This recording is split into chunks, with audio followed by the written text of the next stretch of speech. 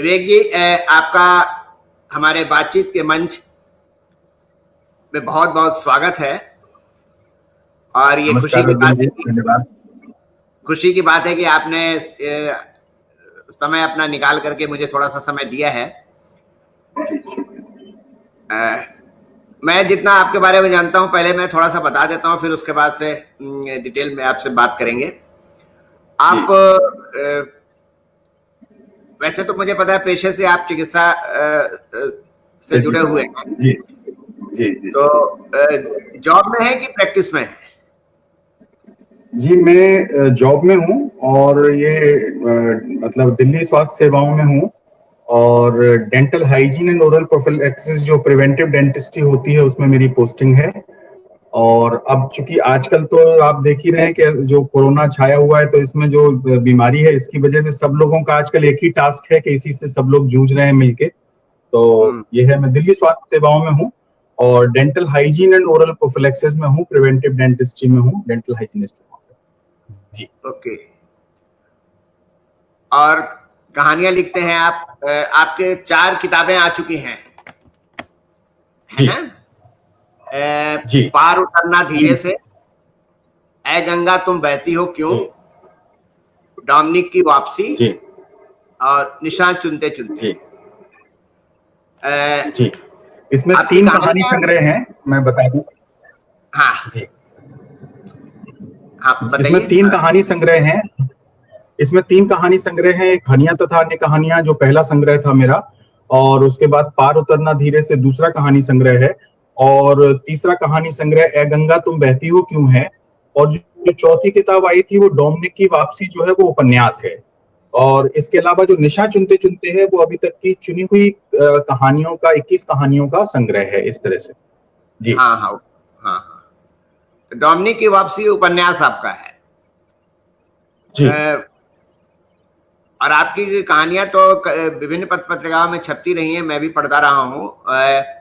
सबसे बड़ी बात जो आपको और लोगों से अलग करती है वो आपकी भाषा है और आपकी संवेदना, और बात को, कथ्य को प्रस्तुत करने का जो तरीका है वो बांध लेता है। मुझे कहानी का एक शीर्षक याद नहीं आ रहा, लेकिन वो कहानी इतनी जबरदस्त थी कि मैं उसको पढ़ने के बाद से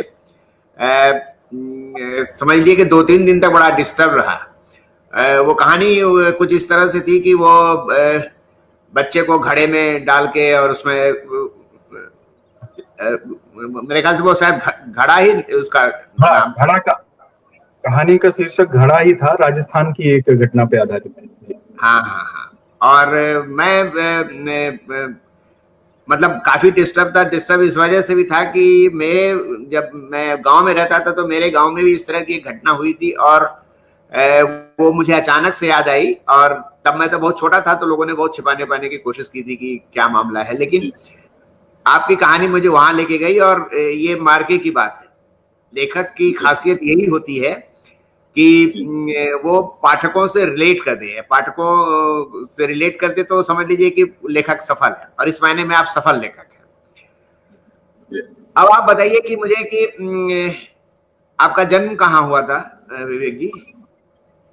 जी, मैं झांसी बुंदेलखंड का हूँ, वहीं मेरा जन्म हुआ और शुरुआत की शिक्षा भी वहीं हुई। बुंदेलखंड के बारे में आप सब जो भी जानते हैं, झांसी एक जैसी जगह है बुंदेलखंड में जो देश दुनिया में सब जानते हैं। और मेरा जन्म भी वहीं हुआ, शुरुआत की शिक्षा वहीं हुई। उसके बाद मैं लखनऊ में मैंने पढ़ाई की और फिर नौकरी के काम और रोजगार के सिलसिले में दिल्ली चले आए। और जब दिल्ली आ गए और दिल्ली में नौकरी थी तो यहीं रह गए। और लिखने का शौक तभी से था।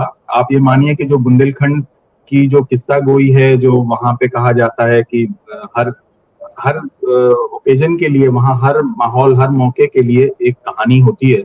वहाँ जो हर बुंदेले हर बोलों के मुंह हमने सुनी कहानी थी वाला सिलसिला होता है कि वहाँ हर चीज सुनाई जाती है और किस्से के अंदाज में गा के सुनाई जाती है, हुंकारों के साथ सुनाई जाती है। तो वही शायद कहीं ना कहीं दिमाग में था, दिल में था, जो बाद में किस्सों में निकला। तो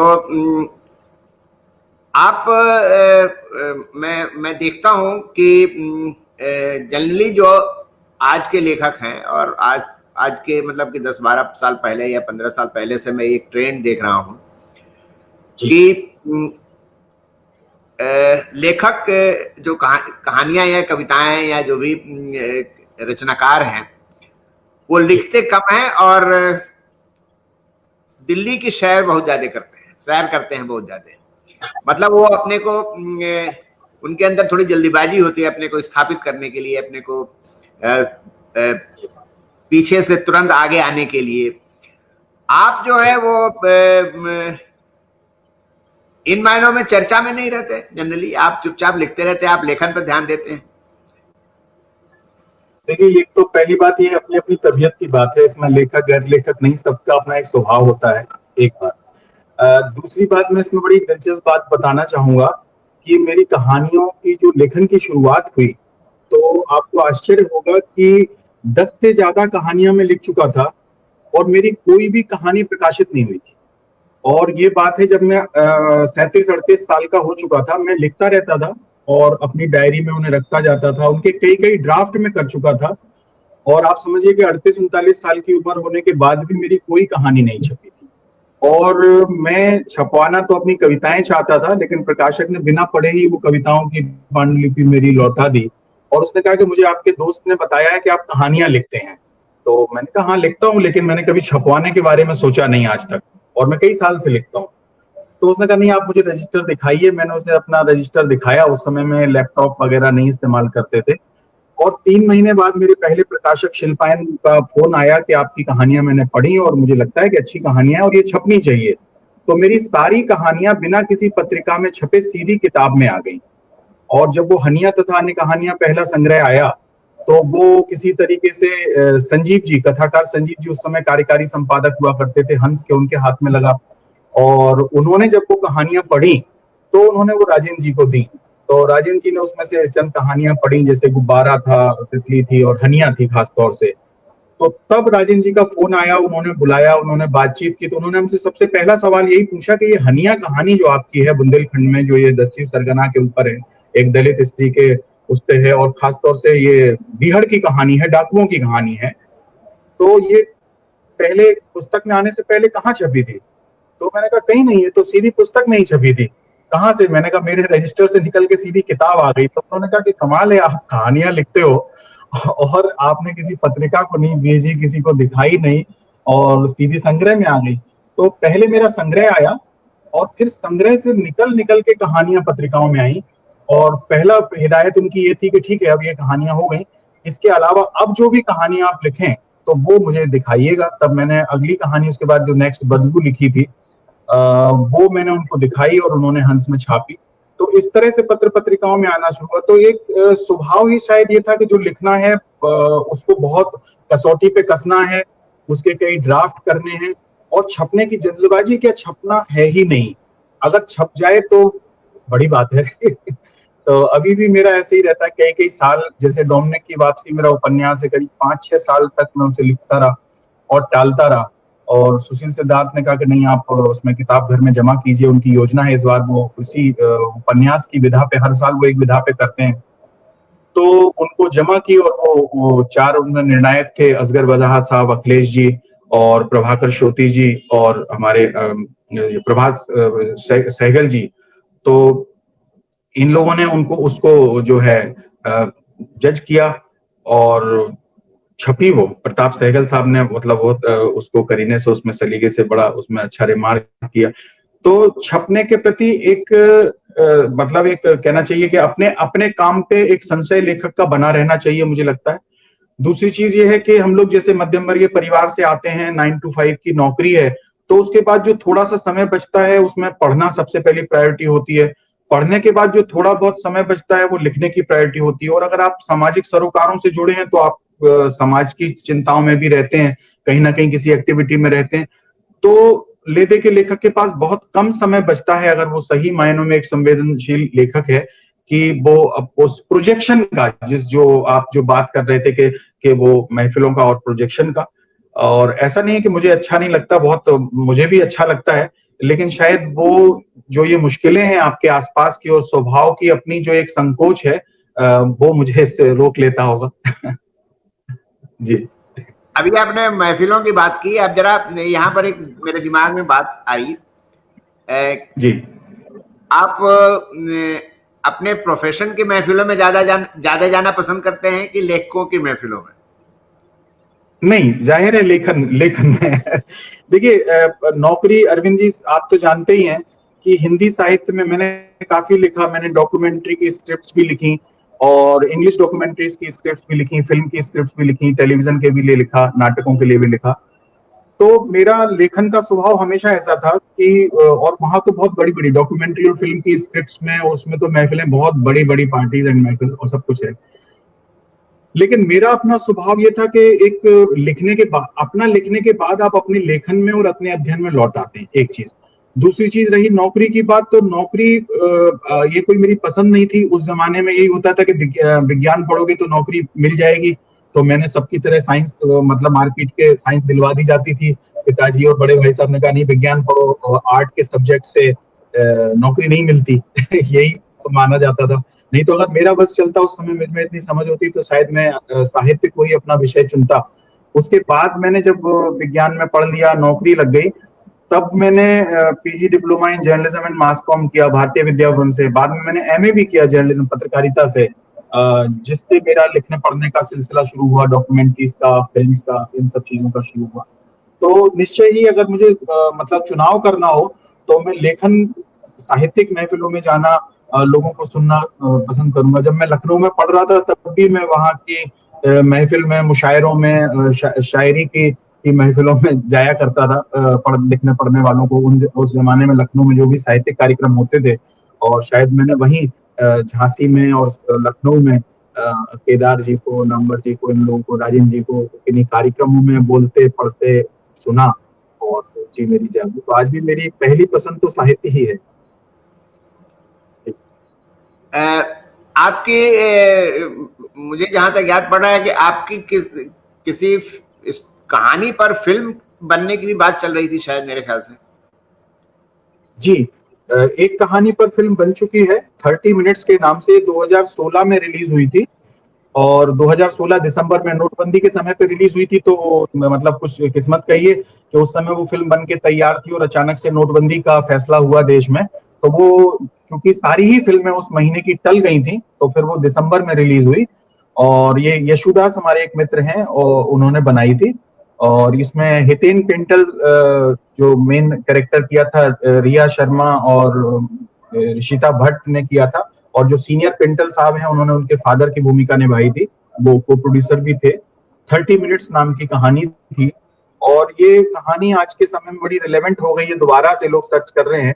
क्योंकि जो ये अवसाद का, जो हमारे समाज में युवाओं के बीच में जो अवसाद, डिप्रेशन की हम लोग बात करते हैं, तो कैसे एक आदमी इस भरे पूरे शहर में अकेला होता है और वो अपनी निजता में इतना एकाकी होता है कि वो किस हद तक अपनी जिंदगी से भी खिलवाड़ करने से पीछे नहीं हटता, बल्कि वो ये भूल जाता है कि जिंदगी कितनी मतलब महत्वपूर्ण है, बाकी सब कुछ पीछे है, जिंदगी पहले है। तो वो कहानी इसी सब्जेक्ट से डील करती थी। तो एक तो 30 मिनट्स थी सर, और दूसरी कहानी जो है हनिया कहानी, इस पे राजा बुंदेला जी बना रहे थे और लगभग सब तैयारी थी। लेकिन इस बार फिर किस्मत ने एक झटका दिया है कि ये कोरोना की वजह से सारे शूटिंग जो है वो बीच में रुक गई हैं। और एक और कहानी है, टोनू शर्मा नाम की एक लड़की की कहानी है, जो एक बाइकर है, और वो बाइकिंग की दुनिया में बहुत लोअर मिडिल क्लास फैमिली से आती है और वो बाइकर बनना चाहती है। तो वो उसकी कहानी है। तो उस पर भी लगभग काम पूरा था, लेकिन जैसे ही वो फ्लोर पे जाने वाली थी, तो अचानक ये मार्च में जो है कोरोना का जो संकट आया है, इस महामारी का, इसकी वजह से सारे काम बंद हैं। तो आप यही उम्मीद करते हैं कि जल्दी ये सब दूर हो और काम शुरू हो। तो हो सकता है इस साल के अंत में या अगले साल तक ये 2 फिल्में आप देख पाए, हनिया और दूसरी जो है एक लड़की की कहानी।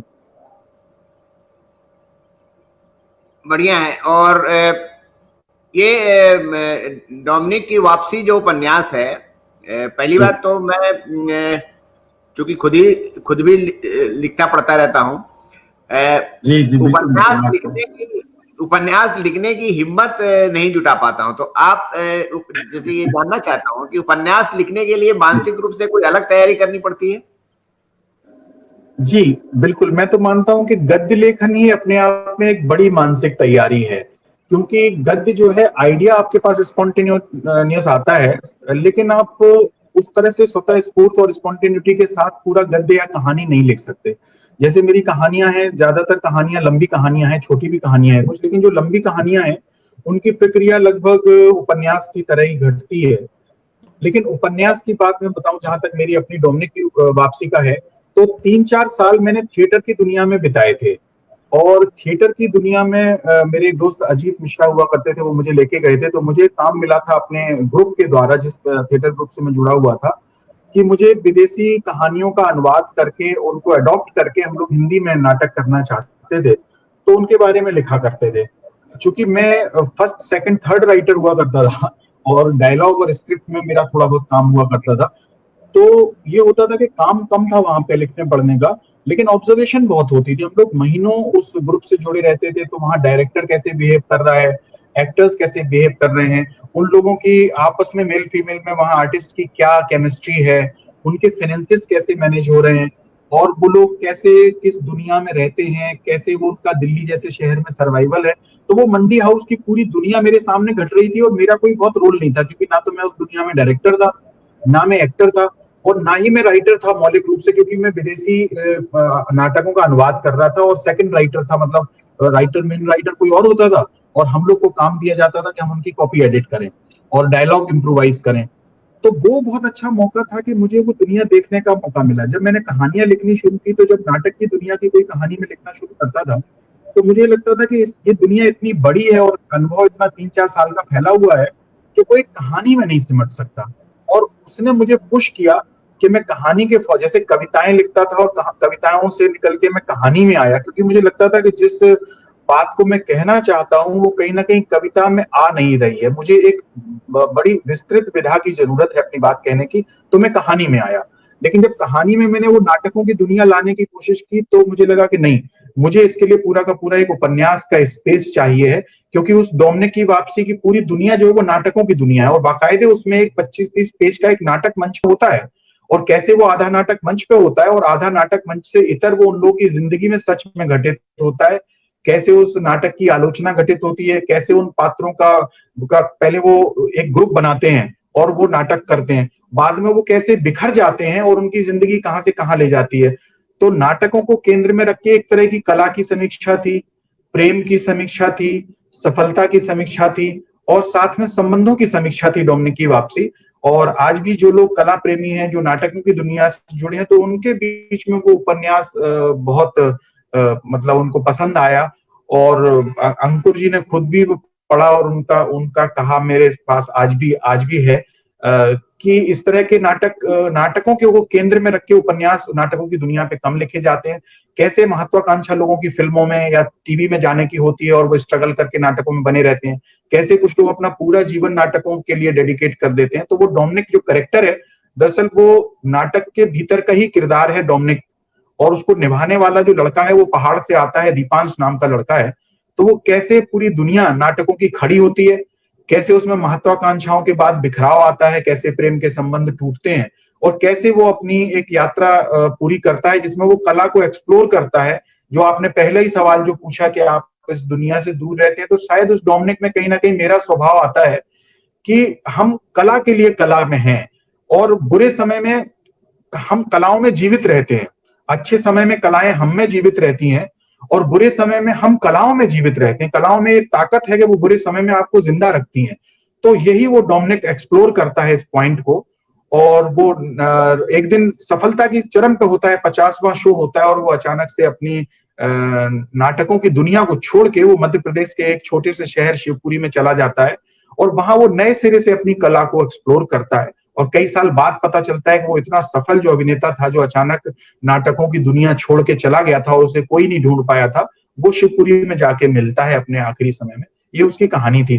तो उपन्यास के लिए मैं समझता हूँ कि एक पहले बहुत बड़ा जीवन अनुभव चाहिए, उससे जुड़ा अध्ययन चाहिए, और उसको फिर कार्य रूप में लिखने के लिए एक बहुत बड़ा कालखंड आपके पास समय चाहिए उसको एग्जीक्यूट करने के लिए। तो एक सयास विधा है निश्चय ही। रोज जब आप लिखते हैं, कई कई ड्राफ्ट करते हैं, मतलब मैं डोमिनिक की वापसी के मेरे अपने कंप्यूटर में कम से कम 20-22 ड्राफ्ट हैं, 200-250 पन्ने का था।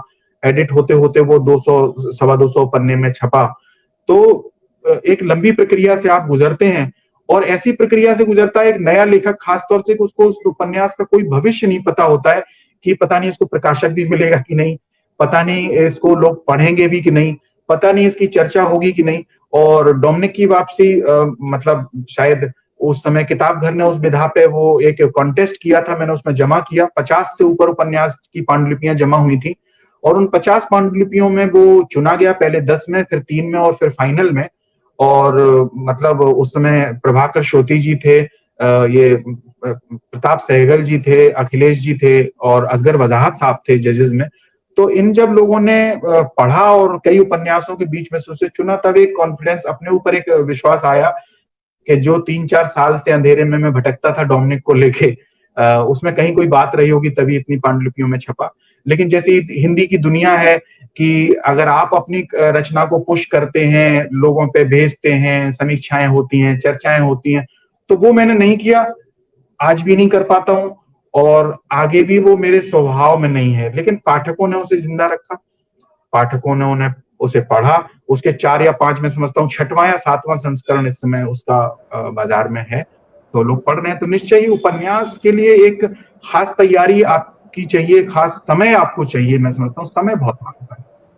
जी हाँ, नहीं, ये तो बिल्कुल आप सही कह रहे हैं कि कहानी में तो एक कंटेंट आपके दिमाग में आता है, फिर उसको आप मानसिक तैयारी के साथ लिखते हैं। एक कहानी भी लगभग मेरे ख्याल से 1-1.5 महीना 2 महीना में तो लिखी ही जाती है आमतौर पर। और लेकिन उपन्यास के लिए तो आप जैसे बता रहे हैं 3 साल आपका लग गया, 3 साल से ऊपर ही लगा। तो उस दौरान तो फिर आप पूरे समय उपन्यास की दुनिया में ही घूम रहे होंगे।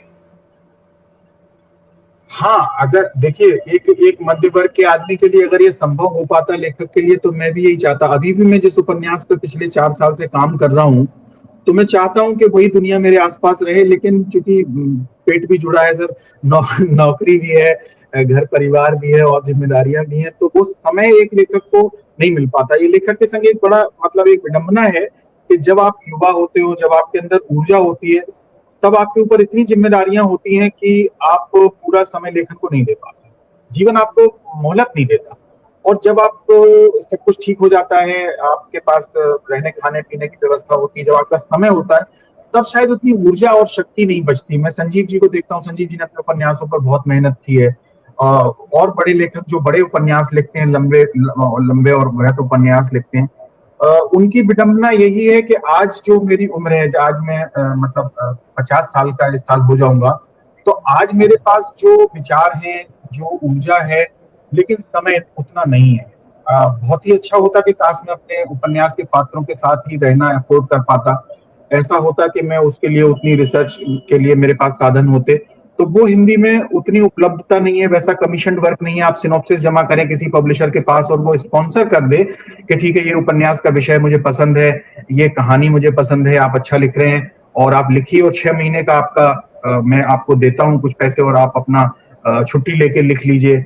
तो वैसा कंफर्ट हिंदी की दुनिया में नहीं है। लेकिन फिर भी वो आप अपने पैसे से, अपने समय से, अपनी छुट्टी कटवा के, अपनी तनख्वाह कटवा के जैसे तैसे आप लिखते हैं, तो वो एक संकट रहता है।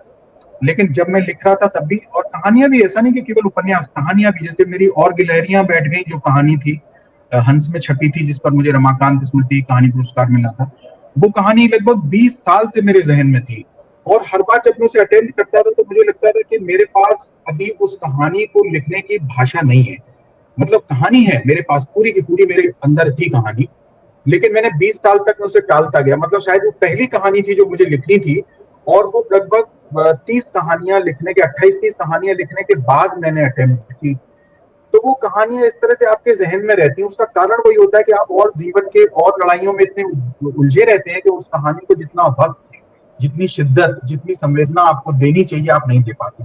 और जब तक वो भाव मेरे अंदर नहीं आता तो मैं नहीं लिखता हूँ। अभी कई कहानियां, मतलब मेरे पास जितनी लिखी हुई कहानियां हैं, लगभग उससे लगभग आधी से ज्यादा कहानियां मेरे पास बिना लिखी भी पड़ी हैं, और वो आज से नहीं, उस सालों से हैं।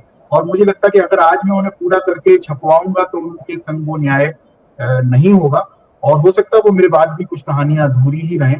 तो समय का तो सर बहुत संकट होता है। मैं चाहता हूं कि अपने पात्रों के संग बहुत समय बिताऊं, अपनी रचना के संग और ज्यादा समय बिताऊं। इसीलिए मेरा काम होता है, मेरी साल साल 2-2 साल में, मतलब मुझे नहीं लगता कि पिछले एक हंस में जो रहस्य कल्पना विशेषांक था जो गौतम सान्याल के संपादन में आया था, उसमें एक कहानी आई थी हर सूरज डूबता है, हेमिंगवे के नाम से। उसके बाद अभी 2.5-3 साल से मेरी कोई कहानी नहीं आई। इसके लिए मैं, इसके बीच में मैं फिल्म का लेखन थोड़ा बहुत करता रहा, जो ये फिल्में फ्लोर पे हैं। लेकिन मैं बहुत रोक के लिखना और रोक के छपना, इसी में विश्वास करता हूँ और चाहता हूँ कि और समय दे पाता तो और अच्छा लिख पाता। जी, 2 छोटे-छोटे सवाल हैं। एक तो ये कि जरा आपको पुरस्कार मिला हुआ है, आपको अब तक कितने पुरस्कार मिल चुके हैं? सर इनकी गिनती ना ही की जाए तो अच्छा है। एक कहानी में अगर मैं कहूँ तो रमाकांत स्मृति कहानी पुरस्कार एक कैसा पुरस्कार अभी तक बना हुआ है, तो वो कहानी मेरी और गिलहरियां बैठने पर मिला। और इसके अलावा मुझे यशपाल जो जाने माने कहानीकार हैं, उनके नाम से जो उत्तर प्रदेश सरकार का यशपाल पुरस्कार था, वो मेरे पास करना धीरे से संग्रह को मिला। इसके अलावा जो हिमाचल प्रदेश का जो है शिखर सम्मान, वो मिला। और ऐसे कई कई पुरस्कार हैं, मैं मतलब भूल भी सकता हूँ क्योंकि मुझे याद नहीं रहता। तो पुरस्कार मिले, खासतौर से डोमिनिक की वापसी का जो पुरस्कार था, ये मुझे मेरे लिए बड़ी बात थी क्योंकि मेरा पहला उपन्यास था। तो ये मेरे लिए एक सरप्राइज था क्योंकि मैं कहानियां लिखता था, उपन्यास पहली बार लिख रहा था और बहुत संशय से भरा हुआ था मैं अपने लेखन को लेकर। लेकिन सर पुरस्कारों का तो ये समझ लीजिए कि एक अपना ही सिलसिला होता है, मैं उसको ज्यादा काउंट नहीं करता। एक सवाल आखिरी, उसके बाद आपकी कहानी सुनेंगे कि जी, इधर बहुत दिनों से मैं देख रहा हूं जी, अच्छी प्रेम कहानी नहीं लिखी जा रही है। क्या समाज से प्रेम गायब हो गया है? जी सर, मैं तो ये मानता हूं कि हर कहानी में थोड़ा बहुत प्रेम तो होता ही है, क्योंकि संबंध होंगे, अंतर संबंधों की जो नमी है, जो संवेदना है, वो होगी तो प्रेम की कहानी भी होगी। तो मैं मानता हूं कि जैसे मेरी कोई भी कहानी आप उठा लें गुब्बारा से लेके और अभी तक, तो उसमें कहीं ना कहीं संबंध, उनकी नमी और प्रेम तो आता है। लेकिन हाँ, विशेष रूप से प्रेम कहानी नहीं लिखी जाती, उसका एक कारण है कि आज संबंधों में प्रेम से ज्यादा एक निजता का भाव बढ़ा है, अपने पर्सनल स्पेस की लड़ाई बढ़ी है इन दिनों। दो लोगों के व्यक्तिगत संबंधों में व्यक्तिगत रूप से अपने अपने लिए स्पेस की, अपनी जगह की और निजता की, प्राइवेसी की जगह बढ़ी है। और जब हम अपनी निजता को बहुत महत्व देते हैं, जब हम अपनी बात को बहुत महत्व देते हैं, तो ओवरऑल ही समाज में उस विशुद्ध रूप से जिसे प्रेम की परिकल्पना समझा जाता था, वैसी विशुद्ध प्रेम की परिकल्पना आज संबंधों में घटित होती ही नहीं है। आज आपको के संबंधों में एक लगाव हो सकता है, आकर्षण हो सकता है, लेकिन प्रेम की जैसी अवधारणा हमारे पुराने ग्रंथों में मिलती है, हमारी हिंदी सिनेमा में मिलती है, पुराने उपन्यासों में मिलती है। तो मैं समझता हूँ कि आज समाज में ही वैसा विशुद्ध रूप से प्यार जो है, और क्योंकि प्यार केवल अकेला नहीं आता, मुझे मानता हूं मैं, प्यार एक अधिकार के साथ आता है, प्यार एक जुड़ाव के साथ आता है। प्यार आपको आजाद नहीं करता, प्यार आपको बांधता भी है। तो जब आप प्यार के रूप में बंधते हैं, तो वैसा प्रेम जिसकी अवधारणा भारतीय साहित्य में थी, वैसा तो आज समाज में कम हुआ है। निजता का भाव बढ़ा है, और जब जब निजता का भाव बढ़ेगा, उसमें आपकी लिबरेशन और अपनी आजादी का भाव बढ़ेगा, तो कहीं ना कहीं उस रूप में प्रेम वैसे घटित नहीं होगा। लेकिन हाँ, प्रेम की कहानियां मैंने भी लिखी। तन मछली मन नीर मेरी एक प्रेम कहानी है, जो शैलेंद्र सागर जी के संपादन में कथाक्रम में प्रेम विशेषांक में छपी थी। इसके अलावा निर्भया नहीं मिली एक प्रेम कहानी है, वो एक पेंटर की प्रेम कहानी है। वो ऐसे प्रेम की कहानी है कि वो निर्भया को देख के इतना ऑब्सेस्ड होता है, उसे लगता है कि वो निर्भया को जानता है, और वो उसके पास आती है और उसकी पेंटिंग बनाता है, और एक दिन अचानक से वो लगता है कि वो खो गई है और उसे ढूंढने निकलता है। तो एक ऐसे अमूर्तन प्रेम की कहानी है। इसी के अलावा और जैसे और गिलहरियां बैठ गई भी कहीं ना कहीं एक माँ और बेटे के प्रेम की कहानी घटित होती है। तो इस तरह से प्रेम कई रूप में, ये जो मैं एक कहानी की जिक्र कर रहा था 30 मिनट्स जिसपे फिल्म बनी है, इसके बैकड्रॉप में भी एक प्रेम है। लेकिन प्रेम आजकल मुख्य आगे ना होके कथा के बैकड्रॉप में चला गया है कि अब प्रेम के लिए क्रेविंग बढ़ी है, प्रेम के लिए हमारी इच्छा बढ़ी है। हम हर मतलब ऐसी, अगर हर व्यक्ति से पूछा जाए कि वो क्या सबसे ज्यादा चाहता है इस दुनिया में, इस जीवन में, इस संसार में, तो वो कहेगा मैं प्रेम चाहता हूँ। और प्रेम जो है वो मतलब स्पष्ट रूप से घटा है। डोमिनिक की वापसी में मैंने प्रेम को इसी रूप में एक्सप्लोर किया है कि जो सबसे ज्यादा चाही जाने वाली चीज है वो प्रेम है, और जो सबसे कम मिल पाने वाली चीज है जीवन में वो प्रेम है। तो ये विरोधाभास हुआ है, इस वजह से शायद घटित नहीं होती। लेकिन मैंने उपन्यास प्रेम के ऊपर लिखा है। डोमिनिक की वापसी अगर मैं कहूँ मूल रूप से तो वो एक प्रेम का ही उपन्यास है। जी। प्रेम जब समाज में कम होता है और निजता बढ़ने लगती है, तो इसकी जगह तो नफरत फिर ज्यादा ले लेगी। लोग नफरत नहीं सर। आज के समय में जो हम जीवन जी रहे हैं, ये जो सोशल मीडिया का समय है, तो एक जो कहना चाहिए था कि एक रूपता होती थी जीवन की, वो खत्म हो गई। मैं एक बात यहाँ जोड़ना चाहूंगा, बहुत अच्छा सवाल आपने किया कि हम फ्रैक्चर्ड रियलिटी के टाइम में रह रहे हैं।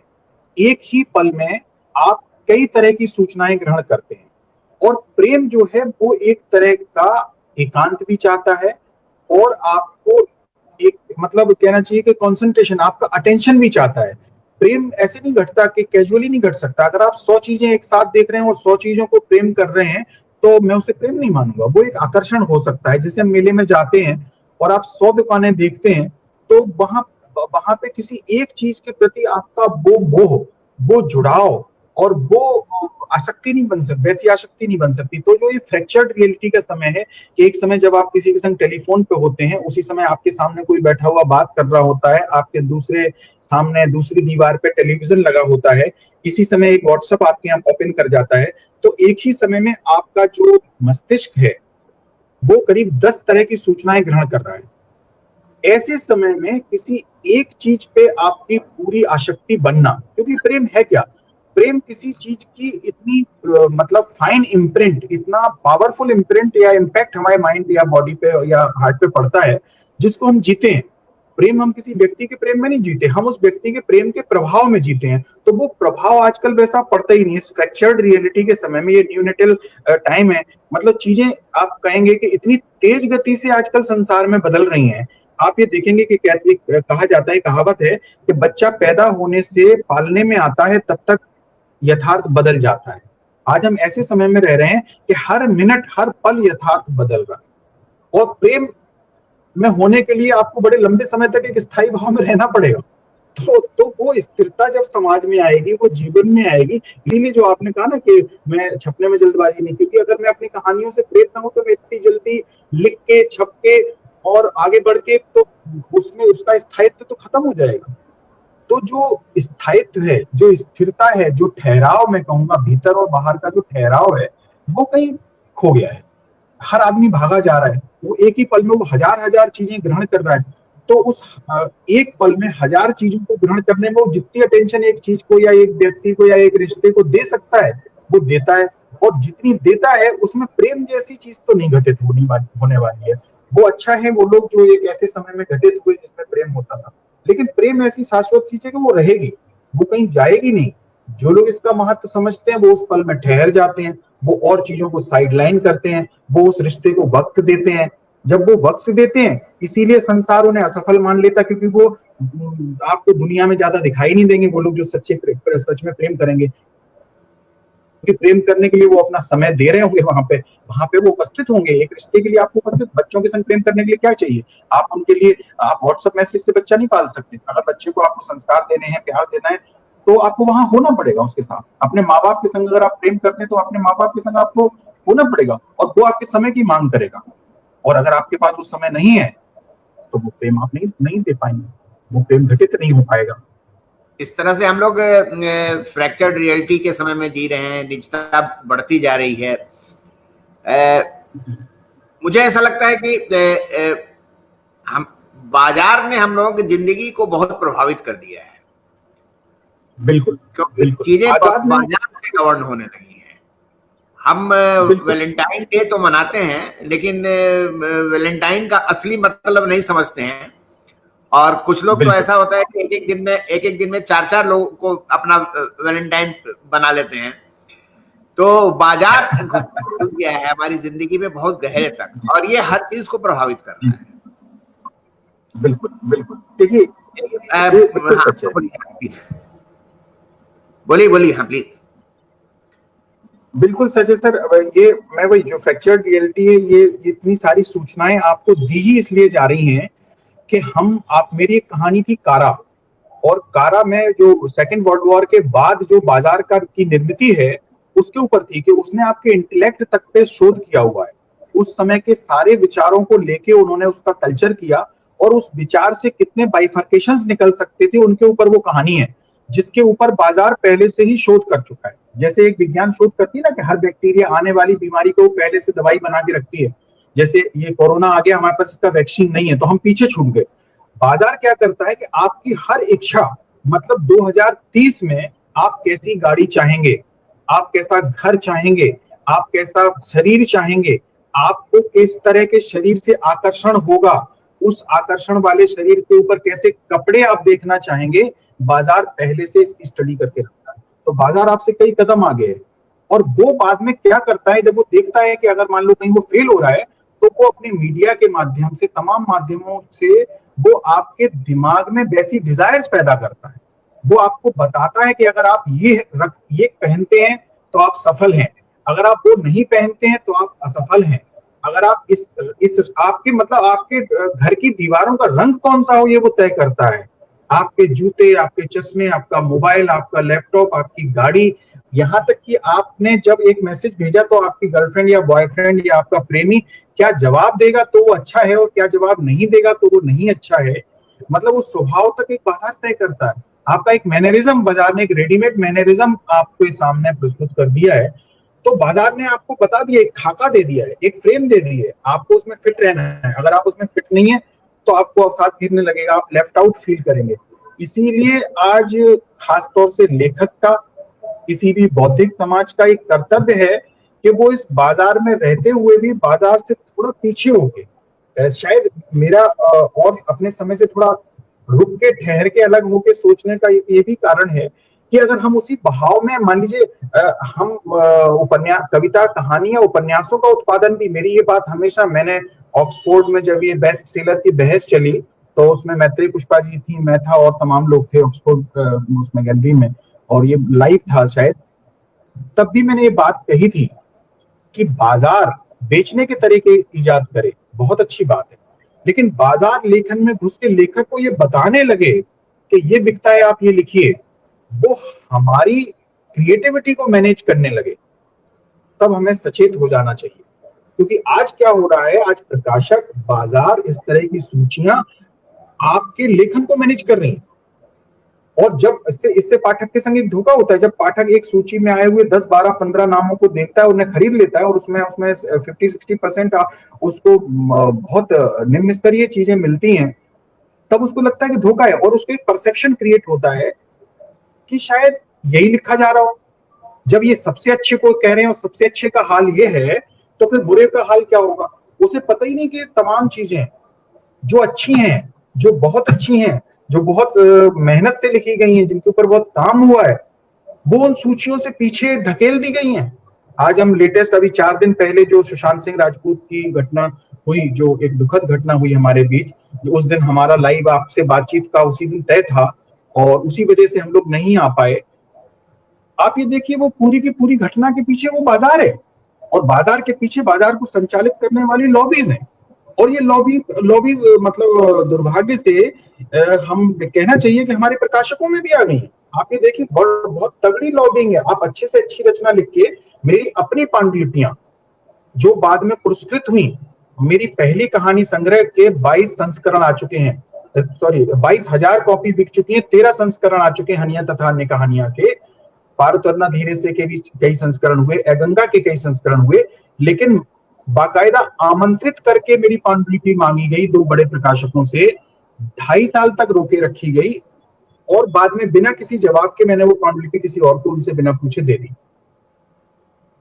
और वो सब मेरे प्रशंसक हैं, वो सब लोगों ने खुले मंच पे ऑन रिकॉर्ड मेरी प्रशंसा की है कि आप बहुत अच्छी कहानियां लिखते हैं और आप अब अगला जो भी लिखे वो मुझे दीजिएगा। लेकिन एक नेक्सस है, आप उसको तोड़ के नहीं जा सकते।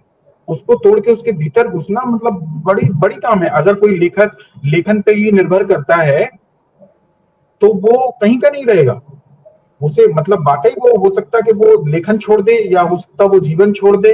तो वैसी निराशा में आपको धकेला जाता है। मैंने क्या कहा कि डोमिनिक की वापसी 50 पांडुलिपियों में चुनी गई, और आप अगर उस साल के या 2 साल के तमाम आलोचकों के लेख देख लें तो आपको डोमिनिक की वापसी उपन्यास की चर्चा शायद ही कहीं मिले।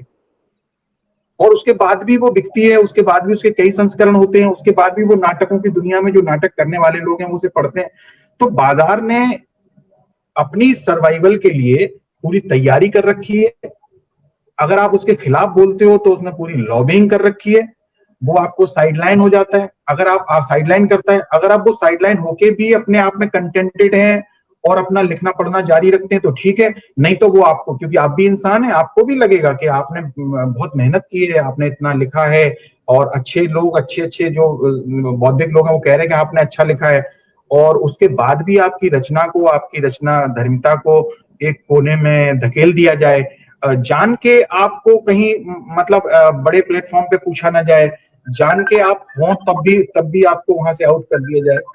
तो ये चीजें होती है, और ये सब जगह है, साहित्य में भी ये है और खूब होती है। लेकिन उन पे मुखर होके बोलने की भी जरूरत है, बोलना चाहिए समय समय पर। मैंने बोला भी है, और जनसत्ता में भी इस बाबत बहुत एक लंबा लेख मेरा छपा था।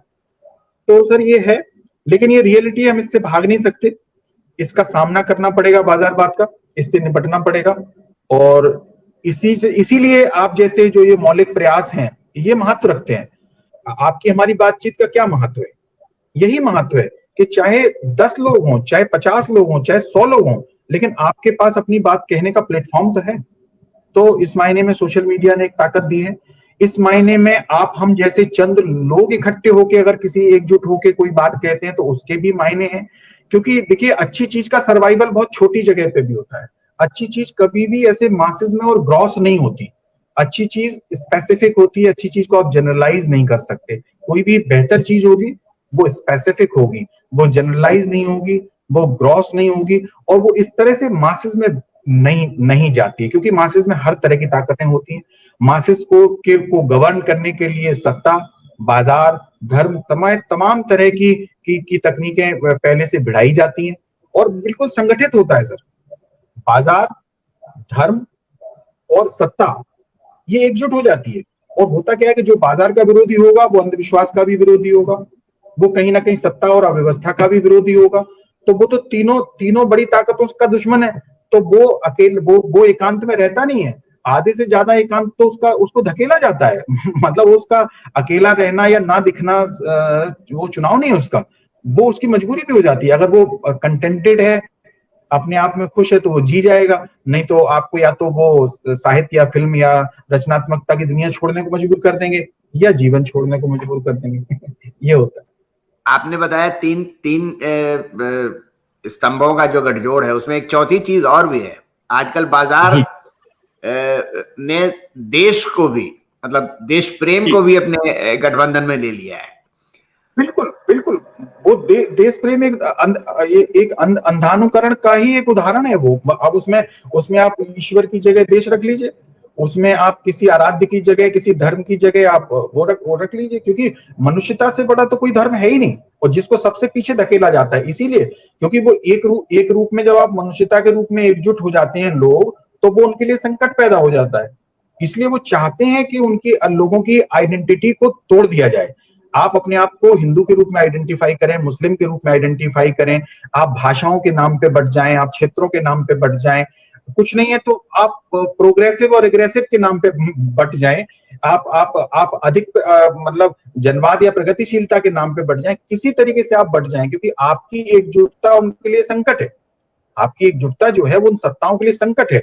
इसीलिए आप देखिएगा कि सत्ता जो होगी वो कभी धर्म का विरोध नहीं करेगी, सत्ता जो होगी वो कभी बाजार का विरोध नहीं करेगी, बाजार जो होगा वो हमेशा धर्म से मिलकर चलेगा, हमेशा वो धर्म की तारीफ करेगा। बाजार कभी कभी धर्म का विरोध नहीं करेगा। तो वो उन तीन चीजों का जो वो गठजोड़ है, वो आपके अंदर की स्पिरिचुअलिटी को कभी डिस्कवर नहीं करने देगा, वो आपके अपने मनुष्यता के धर्म को कभी एक्सप्लोर नहीं करने देगा, वो आपको रेडीमेड सॉल्यूशंस देगा। आप अगर अपने संकट के लिए धर्म के पास जाइए, उसके पास रेडीमेड सॉल्यूशन है। सत्ता के पास जाइए, उसमें पहले से नियम कानून है। बाजार के पास जाइए, वो रिसर्च करके बैठेगा, वो ये कहेगा, वो आपके अवसाद के लिए भी कहेगा कि फलाना टीवी ले लीजिए, ये वाला मोबाइल खरीद लीजिए, इस मॉडल का, आपका डिप्रेशन दूर हो जाएगा, आप खुश रहेंगे, आपको इतनी अच्छी अच्छी फिल्में दिखाएंगे हम, इतना एंटरटेन करेंगे हम। वो उनके पास रेडीमेड सोल्यूशन। चलिए, बातचीत तो बहुत अच्छी चल रही है और मेरा मन भी कर रहा है कि बातचीत आपसे की जाए खूब जब